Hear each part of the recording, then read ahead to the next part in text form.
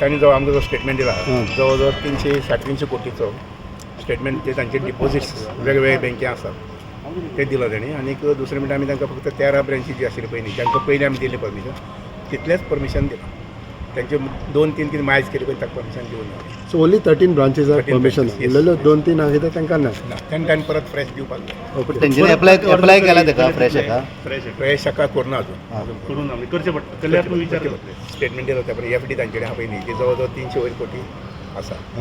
तशेंच थोड्यो ज्यो क्रेडीट सोसायटी माशेल एक थोडी एक मदीं बोवाळ जाल्लो थोडे अशे क्रेडीट सोसायटींचे तशें हें जालो विशय जाल्लो तेजेर खंय पर्यंत पावलो म्हणजे सरकारान कितें निर्णय आसता घेतला. ते फट्ट करून सोसायटी त्यो बंद करूं मेळना आमकां.